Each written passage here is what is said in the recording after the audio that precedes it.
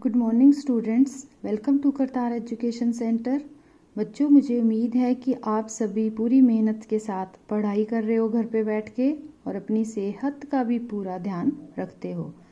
तो आज हम जो पढ़ेंगे वो है जल संग्रहण। जल संग्रहण ये आपकी थर्ड लेसन जल संसाधन के 7th क्वेश्चन है, पेज नंबर 32 के ऊपर। तो ये हमारा पहले 6 क्वेश्चन हम कर चुके हैं, जैसा कि आपको पता है। आज हम करेंगे 7वां क्वेश्चन, प्राचीन भारत में जल संग्रहण ढांचे का वर्णन कीजिए। ये आपका क्वेश्चन बनता है। तो इसका उत्तर है, स्टार्ट करेंगे यहाँ से भूमिका के साथ। प्राचीन भारत में उत्कृष्ट जल निर्माण के द्वारा जल संग्रहण किया जाता था। मतलब कि अच्छे से उत्कृष्ट मतलब बहुत ही अच्छे तरीके से वो जल का निर्माण करते थे और जल को इकट्ठा भी करते थे।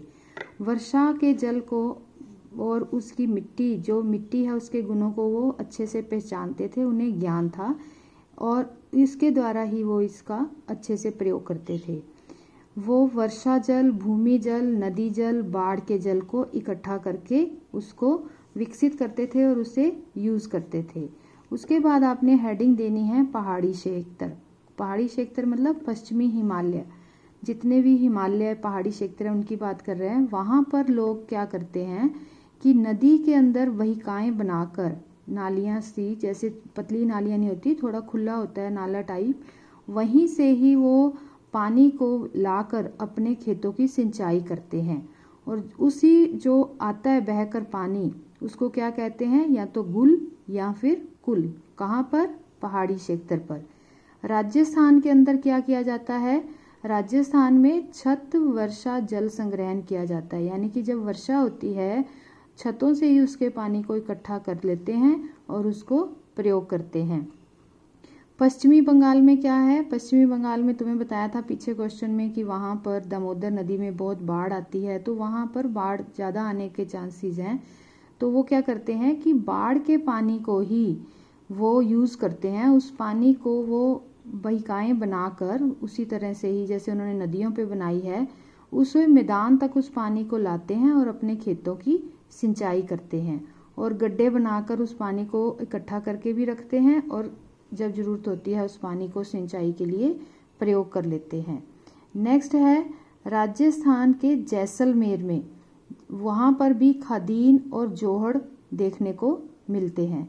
खादीन और जोहड़ कहाँ होते हैं? राजस्थान में। हिमाचल में गुल कुल होते हैं और पश्चिम बंगाल में बाढ़ के पानी को प्रयोग किया जाता है।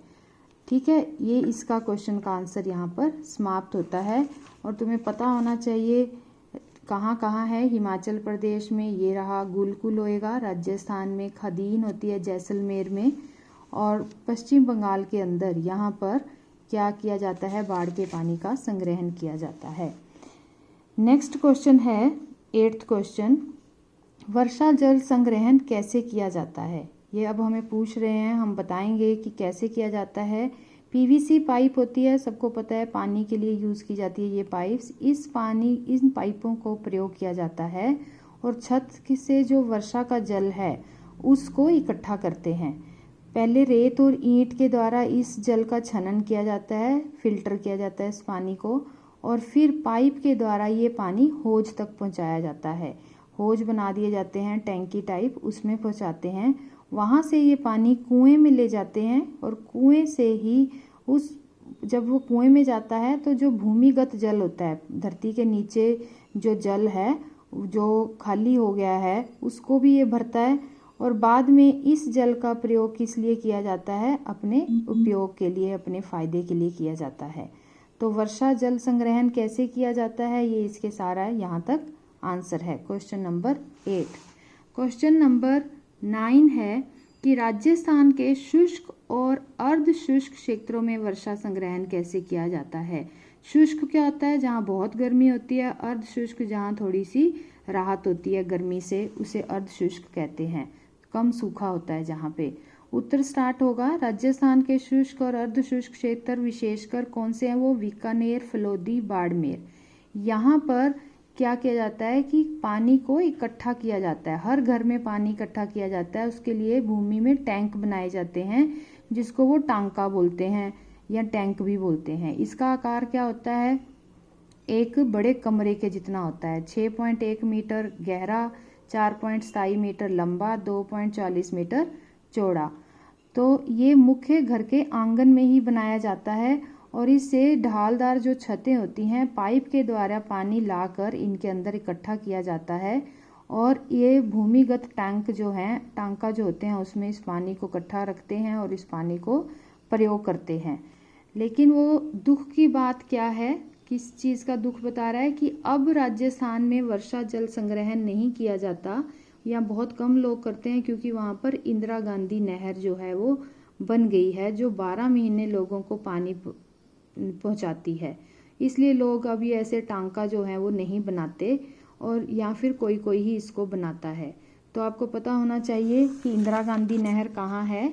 इंदिरा गांधी नहर ये है राजस्थान, राजस्थान के अंदर इंदिरा गांधी नहर।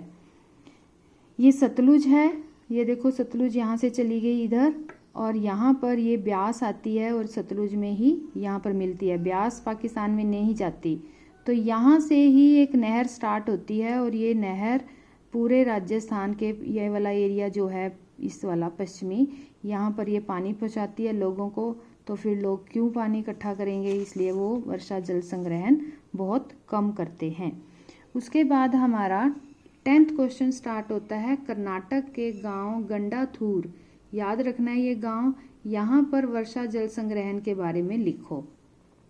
कर्नाटक के अंदर एक जिला है मैसूर, मैसूर के अंदर एक गांव है गंडाथूर, वहाँ पर जल का संग्रहण भी वर्षा जल के द्वारा ही किया जाता है। 200 घरों के अंदर ये व्यवस्था की गई है इस गांव के अंदर। और वर्षा जल, ये जो गांव है गंडाथूर, यहाँ पर ये वर्षा जल इकट्ठा करने के लिए ये गांव जो है वो फेमस हो चुका है, ख्याति भी प्राप्त कर चुका है, इसको सम्मान भी मिल चुका है इस तरह से पानी इकट्ठा करने के लिए। और ये गांव याद रखना है तुमने, मैसूर कर्नाटक के अंदर है। यहाँ हर साल 1000 मिलीमीटर वर्षा होती है और उसमें से ही पानी इकट्ठा करके हर घर में प्रत्येक वर्ष 50,000 मीटर जल जो है वो इकट्ठा कर लिया जाता है। 200 घरों के द्वारा पूरा 10 लाख लीटर पानी इकट्ठा किया जाता है। यहाँ तक आंसर लिखना है तुमने और गांव याद रखना है, कौन सा गांव है, गंडाथूर। उसके बाद ये आपका 11th क्वेश्चन है शिलोंग के बारे में। शिलोंग कहाँ है बताओ। शिलोंग है मेघालय की राजधानी। राज्य और राजधानियाँ सबको याद होनी चाहिए। मेघालय कहाँ है, ये है मेघालय और ये है इसकी राजधानी शिलोंग।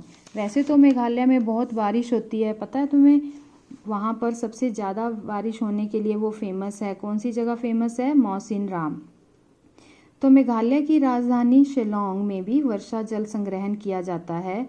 यहाँ पर चिरापुंजी और मौसिनराम में विश्व की सबसे अधिक बारिश होती है, ये सब बच्चों को पता ही है।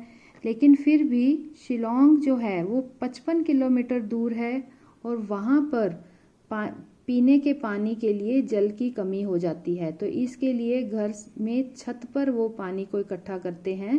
15 से 25% हिस्से की पूर्ति छत के जल के द्वारा ही होती है। कहाँ की बात हो रही है, शिलोंग की। शिलोंग कहाँ है, मेघालय की राजधानी। नेक्स्ट क्वेश्चन है 11th, मेघालय की बांस ड्रिप सिंचाई प्रणाली का वर्णन करें। बांस की सबने लकड़ी देखी होगी, बांस क्या होते हैं सबको पता ही होगा। तो बांस के द्वारा मेघालय के अंदर ये ड्रिप सिंचाई की जाती है। सिंचाई करना मतलब खेतों को पानी देना, ठीक है।